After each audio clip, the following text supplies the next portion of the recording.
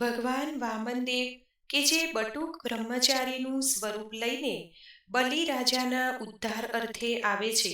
ભગવદીય બલિરાજા કે જેઓ મહાદાનેશ્વર હતા, તેમની પાસેથી ભગવાન 3 ડગલા જમીન માંગે છે, તેમાં આખું વિશ્વ સમાઈ જાય છે. ત્યારબાદ બલિરાજા ઉપર પ્રસન્ન થઈને ભગવાને તેમને પાતાળ લોકનું રાજ્ય આપ્યું હતું. ભાદરવા મહિનાના સુદ પક્ષની 12 તિથિએ ભગવાન વિષ્ણુના વામન અવતારનો પ્રાકટ્ય દિવસ ઉજવવામાં આવે છે. આ દિવસે ભગવાન વામનની ખાસ પૂજા કરવાનું વિધાન ગ્રંથોમાં ઉલ્લેખવામાં આવે છે. ભાગવત પુરાણ અનુસાર ભગવાન વિષ્ણુના 10 અવતારોમાં આ 5મો અવતાર વામન દેવ સ્વરૂપે છે. વામન પુરાણ પ્રમાણે આ દિવસે પૂજા કરવાથી મનોકામનાઓ પૂર્ણ થાય છે.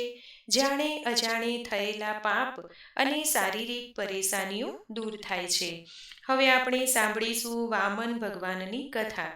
મિત્રો, જો તમને આજનો વિડીયો પસંદ આવે તો લાઈક અને શેર કરજો. ચેનલને પહેલી જ વખત જોઈ રહ્યા હોય તો સબસ્ક્રાઇબ કરજો અને અમારા પેજને ફોલો કરજો. મિત્રો, હવે આપણે સાંભળીશું વામન ભગવાનની કથા. મહાબલીએ બ્રહ્માજીને પ્રસન્ન કરવા માટે કઠોર તપસ્યા કરી અને કહ્યું કે પ્રભુ, લોકો અસુરોથી બીતા જ હોય છે, પરંતુ હું સાબિત કરી આપવા માંગુ છું કે અસુરો પણ સારા હોય છે. મને ઇન્દ્રદેવ બરાબર શક્તિ જોઈએ, જેથી મને કોઈ પરાજિત ન કરી શકે. ભગવાને પણ આ વાતને યોગ્ય માનીને વરદાન આપી દીધું.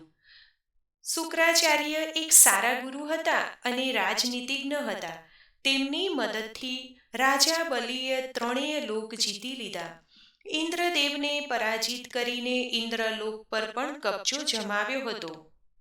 બાદમાં શુક્રાચાર્યએ કહ્યું કે જો તારે આ 3 લોકનું સ્વામી બનીને રહેવું હોય તો અશ્વમેઘ યજ્ઞ કરવો પડશે, જેથી તું કાયમને માટે 3 લોકનો રાજા બનીને રહી શકે. આ વાતથી ઇન્દ્રદેવ ઘણા જ હેરાન થઈ ગયા હતા અને ઈર્ષા પણ થઈ હતી કે જો બલિરાજા આવી રીતે જ રાજ કરતા રહેશે તો થોડા જ સમયમાં બધા દેવતા તેમની તરફ થઈ જશે અને પોતાને કોઈ ગણશે નહીં. ઇન્દ્રદેવ દેવમાતા અદિતિ પાસે મદદ માંગવા ગયા અને તેમને બધી વાત કરી.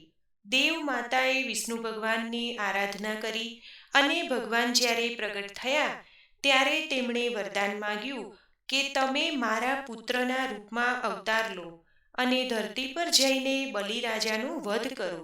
ત્યારે ભગવાન વિષ્ણુએ કહ્યું કે બલિરાજા તો ખૂબ ઉદાર છે, શા કારણે તેમનો નાશ ઈચ્છો છો? ત્યારે દેવમાતાએ કહ્યું કે બલિ સજ્જન છે, પરંતુ મારા પુત્ર ઇન્દ્રનું સિંહાસન સદાય માટે છીનવાઈ જશે.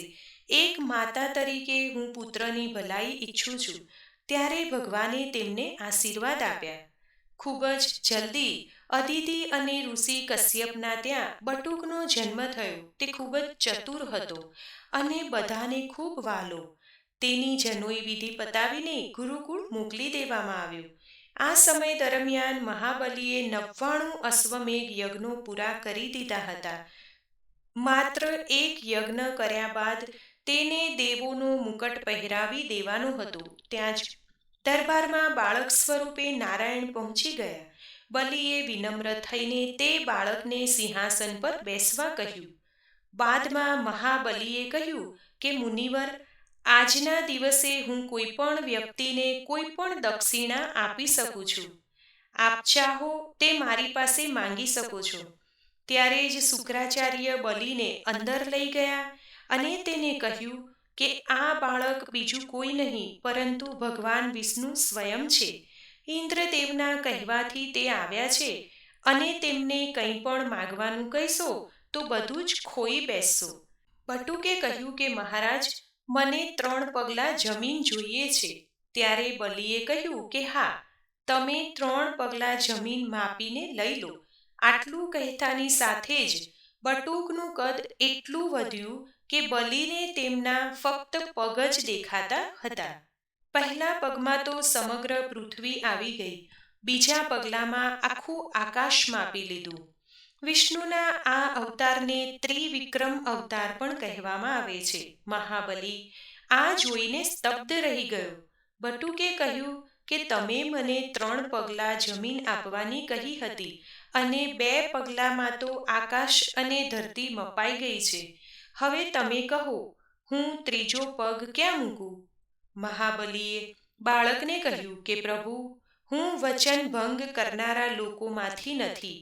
તમે ત્રીજો પગ મારા માથા પર મૂકો. ભગવાને હસીને ત્રીજો પગ બલિના માથા પર મૂક્યો અને તેનાથી બલિરાજા હંમેશા માટે પાતાળ લોકમાં જતા રહ્યા. મહાબલીનો વૈભવ ત્રણેય લોકમાંથી સમાપ્ત થયો. ઇન્દ્રદેવ તેમજ બીજા દેવતાઓએ વિષ્ણુ ભગવાનના આ અવતારની પ્રશંસા કરી અને આભાર માન્યો.